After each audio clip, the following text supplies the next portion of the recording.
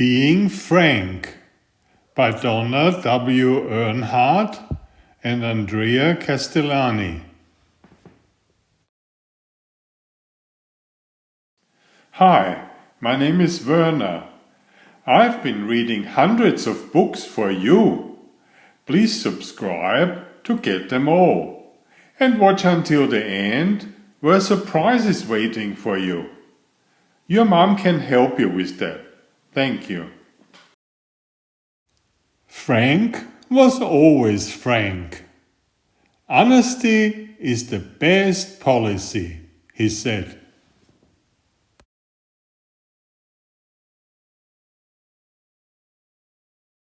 Frank never lied to his schoolmates.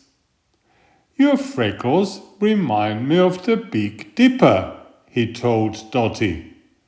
Dottie put her hood over her face. Your singing is kind of shrieky, Frank told Carol. Carol stomped away. Frank always told the truth to adults. Your breath smells funny, he told his teacher, Miss Saroma. She sent Frank to the principal's office. Your toupee looks like my pet weasel, he told Principal Wiggins. Mr. Wiggins called Frank's mom. You wouldn't get so many wrinkles if you didn't glare at me like that, Frank told his mom on the way home. And by the way, you are speeding. And Frank was always honest with police officers. Yes, officer, he said. She knew how fast she was going. I told her. Frank was very proud of being Frank. But other than police officers, adults weren't as impressed with Frank's honesty as he thought they should be. You have wrinkles one day too, Mom said, rubbing on some lotion. Some things are better left unsaid, said Mr. Wiggins, adjusting his toupee. You don't have to say everything you are thinking, said Mrs. Saroma, popping a mint in her mouth. Frank's schoolmates weren't impressed either. My freckles do not look like the Big Dipper, Dottie said, and my mother says I shouldn't listen to you. I'm still going to sing in the talent show at the school carnival tomorrow, but I'm not going to ride the Ferris wheel with you, Carol told Frank. But we always ride the Ferris wheel together, Frank whispered. Everyone was upset, and now Frank wasn't so happy either. Frank clipped his toenails and alphabetized his bug collection, but he didn't feel any better, so he walked down the block to Grandpa's house. Grandpa Ernest was on the porch clipping his toenails. Incoming, he yelled. Frank ducked. What's up, Frank? Grandpa said. Everyone is mad at me for being Frank. I'm not sure honesty is the best policy anymore. That used to happen to me too, said Grandpa. Mrs. Peacock walked by and straightened her massive hat. It's new. Do you like it, Ernest? Frank thought the hat looked like a flower store on Mrs. Peacock's head. Well, Grandpa said, there are an awful lot of flowers up there, but my favorite is the purple one in the middle. Thank you, Mrs. Peacock beamed. Toodaloo. Frank couldn't believe his ears. "Grandpa, you lied." "No, Frank, I told the truth. I really do like the purple flower best. I talked about the good things on her head instead of the not so good things." Grandpa's best friend, Mr. Pickles, pulled up in his truck. "Try this relish," he called, handing Grandpa a jar and a spoon. "I've got a cold, and I can't taste a thing." Grandpa scooped a spoonful of relish into his mouth. His nose twitched.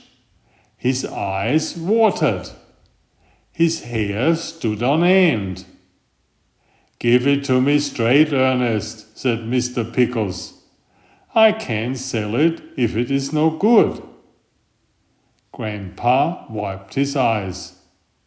"More sugar, less pepper."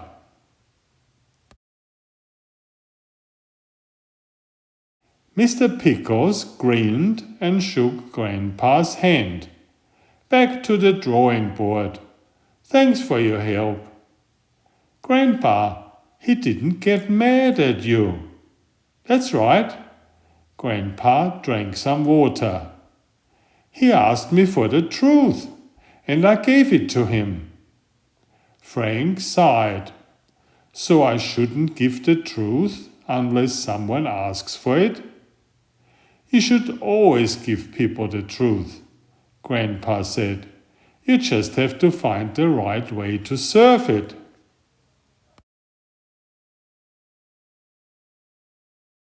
The next afternoon at the school carnival, when Miss Aroma laughed like a horse, Frank said, "You tell great jokes." When Mr. Wiggins did a weird dance, Frank said, "Impressive spin, sir." When Frank saw Dotty, he said, "I like dots better than squares." And when Carol sang, Frank said, "You sure can hit those high notes." Carol smiled at Frank. "Dotty and I are going to ride the Ferris wheel. Want to come?" On the way home, Frank gave his mom a poem he wrote for her. "Mom, your hair looks nice today. I only see a little gray." And when she smiled, Frank decided not to mention the wrinkles around the corners of her mouth. The next day, while Frank helped Grandpa in his garden, Mrs. Peacock stopped by again. "You were right," she said to Grandpa. "That other head had too many flowers." Just then Mr. Pickles arrived with a new jar of relish for Grandpa to try. "Excuse me a moment," Grandpa said to Mrs. Peacock. "So what do you think of my head?" Mrs. Peacock asked. But this time she wasn't asking Grandpa. She was asking Frank. Frank looked at Grandpa on the porch with Mr. Pickles. Grandpa was taking another spoonful of relish, and he wasn't drinking any water. Frank knew just what to say. "I have never seen a head like that before. It must be one of a kind."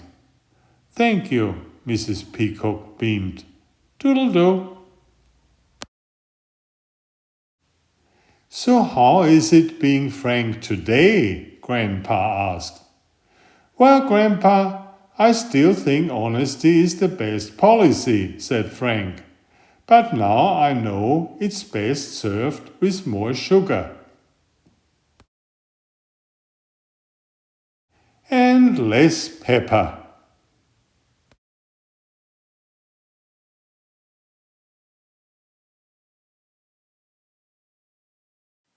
Enjoy my new series Oliver and Jumpy. 19 video books with about 500 pictures. There's text, but I also read it aloud for the younger children. I have written 65 stories and had them illustrated at great cost for your children's fun. Oliver is an elegant tomcat and Jumpy is his lady friend. Oliver loves to ride in Jumpy's pouch when they go for adventures together. Please find a link to the first book in the description of this video. Please always subscribe and like if you find my effort interesting. Thank you so much.